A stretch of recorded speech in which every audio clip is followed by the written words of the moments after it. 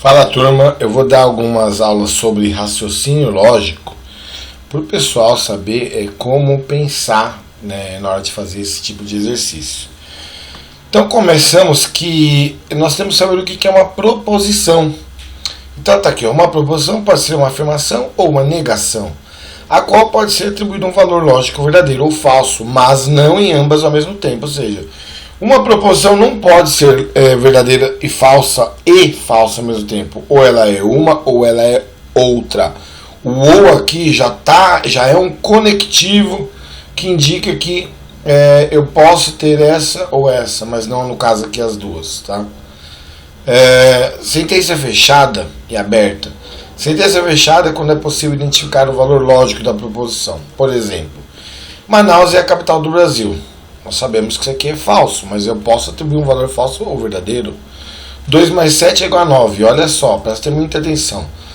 Quando é matemática, quando é números, ele vai ter que te dar assim, ó. Ele não pode te dar incógnita, ele só pode te dar número, tudo bem? A baleia é um mamífero, verdadeiro, né? São Paulo é a maior cidade da América Latina, também é verdadeiro. Então, sentenças abertas, quando não é possível afirmar o valor lógico. Olha aqui, como eu falei, sentenças matemáticas, como são variáveis, eu não posso definir qual é o valor mágico. Lógico. A banca CESP, tá? Isso aqui era uma apostila que eu fiz para o concurso. Então, esquece isso aqui, só estou dizendo o seguinte, que se alguém um dia for prestar um concurso e essa é a banca que faz, ou seja, o lugar que faz a prova, ela não considera como proposição sentenças abertas. Então, para ela, isso aqui não é uma proposição, tá? Proposição simples. Uma proposição é dita simples quando não contém qualquer outra proposição como sua componente. Ela só é uma proposição. Ela não é composta. Isso significa que não é possível encontrar como parte de uma proposição simples alguma outra proposição diferente dela. Não se pode subdividi-la em partes menores, tais que alguma delas seja uma nova proposição. Exemplo, a sentença Júlio gosta de esporte é uma proposição simples, pois não é possível identificar como parte dela qualquer outra proposição.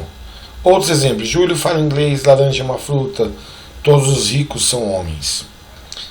Ainda bem, né? Que não são nenhum marciano, não.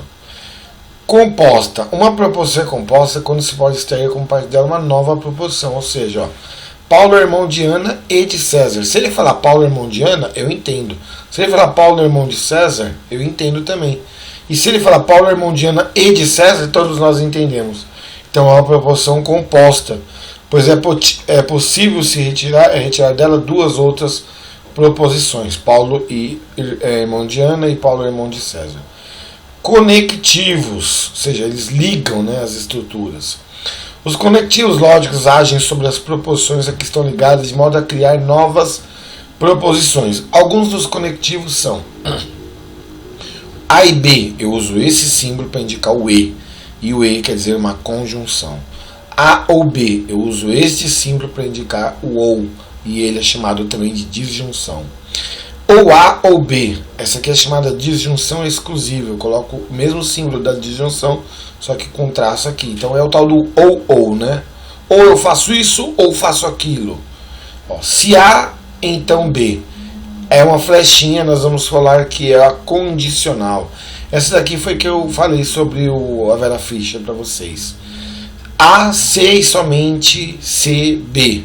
Essa aqui é a tal da bicondicional.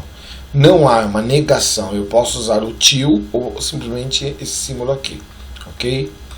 Tabela verdade. Então nós já estudamos a tabela verdade. É uma forma usual de representação das regras da álgebra booleana. Nela é representada cada proposição, simples ou composta, e todos os seus valores lógicos possíveis.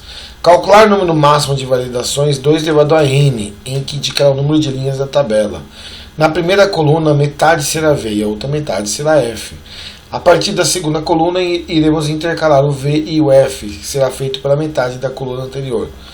Baseando-se no exemplo proposições P que R. Então eu tenho 3 proposições. Então olha só, eu vou colocar o 3 na fórmula aqui, ó, 2 elevado a n, 2 elevado a 3, eu tenho 8 linhas, tudo bem? E aí ó, como que eu faço, ó, P, Q e R, linha 1, linha 2, linha 3, linha 4, linha 5, linha 6, linha 7, linha 8, metade é V, metade é F. Só que como ficou 4V e 4F, na segunda coluna, qual é a metade de 4? 2, então vai ser 2V, 2F, 2V, 2F. E a metade de 2 é 1, VF, VF, VF, VF. De novo, a CESP normalmente utiliza letras maiúsculas para representar as proposições P, Q, R, S. A grande maioria usa letras minúsculas, só a CESP que usa letras maiúsculas, tá bom? Conjunção, conjunção é o E. Então, ó, eu tenho P, né, que é a P e Q, ó, VV, FF, VF, VF. Lembra, 2 ao quadrado são 4 linhas. Aí aqui eu vou colocar P e Q. Eu só posso colocar verdade quando as duas proposições forem verdadeiras. Se só uma for verdadeira, ela já é falsa. É aquele caso lá, olha aqui, ó. Um pai diz ao filho: se você for aprovado no colégio, ganhará uma bicicleta e um videogame. Então, turma, como ele disse o conectivo e só vai valer, só vai ser verdadeiro essa proposição se o pai cumprir a palavra, dando a bicicleta e dando o videogame. Ele não pode dar só um deles, ele tem que dar os dois.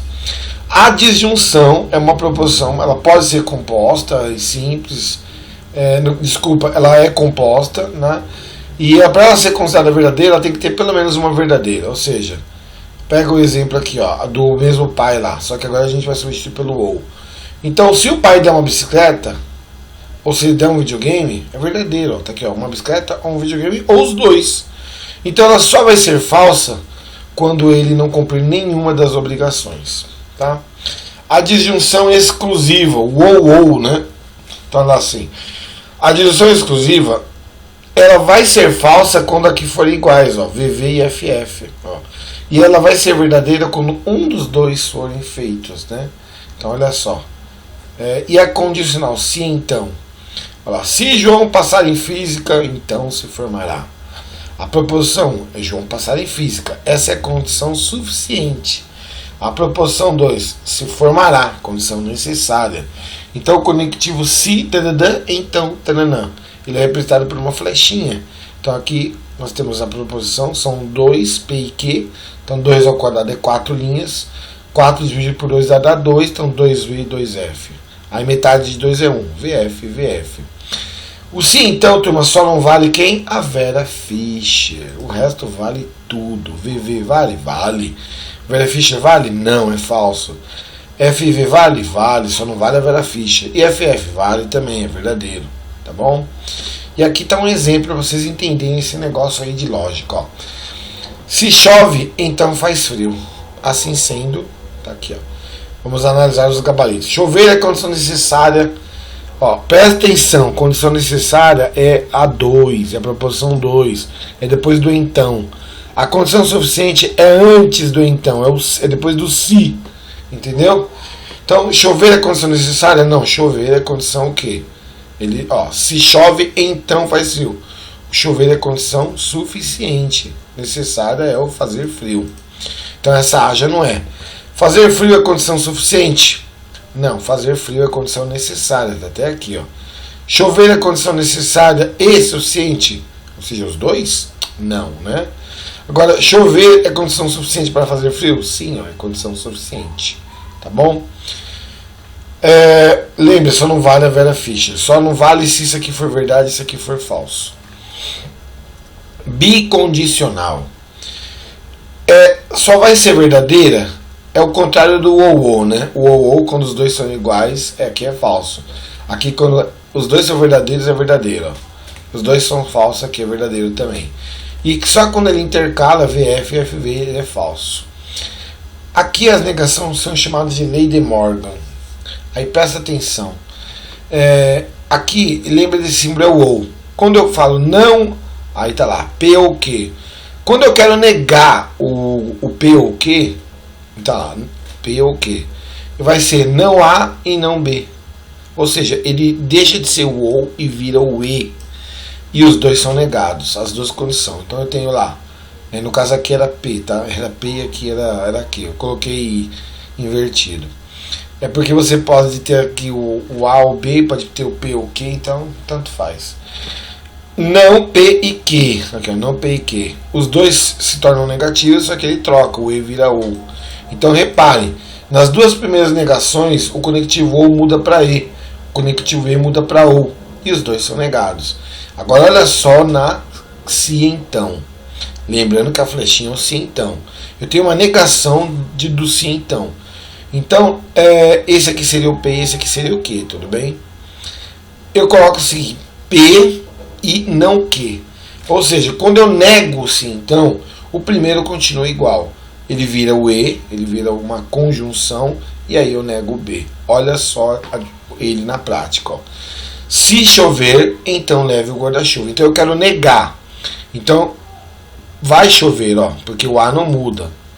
E aí você não vai levar o guarda-chuva, porque o segundo você nega. Então eu coloco esse e nego o segundo, ó. Está chovendo e eu não levo o guarda-chuva, ou seja, ele sabe que chover vai continuar. E ele vai negar que vai levar o guarda-chuva, certo?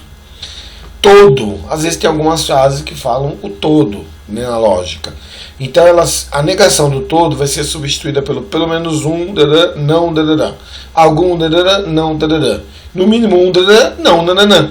Olha só, todo homem é gordo. Eu já não gostei muito dessa que eu escolhi, mas isso aqui foi em 2016, esse curso que eu dei. Então na época não era assim, né, tão gordinho igual agora. Vamos lá, todo homem é gordo. Então nós estamos colocando o todo. Então eu vou colocar uma dessas aqui, ó. Pelo menos um homem não é gordo. Algum homem não é gordo. No mínimo um homem não é gordo. Então a negação do todo vai ser uma dessas três frases, ó. Se não é verdade que todo homem é gordo, então pelo menos um não, certo? É aquilo que eu estava falando. Algum, às vezes aparece nas frases de lógica, nos exercícios de lógica, o algum. Então qual é a negação de algum? É o nenhum. E olha só. Exercício sobre tabelas verdade. Construir tabela verdade. Então a gente vai deixar isso aqui para a parte 2.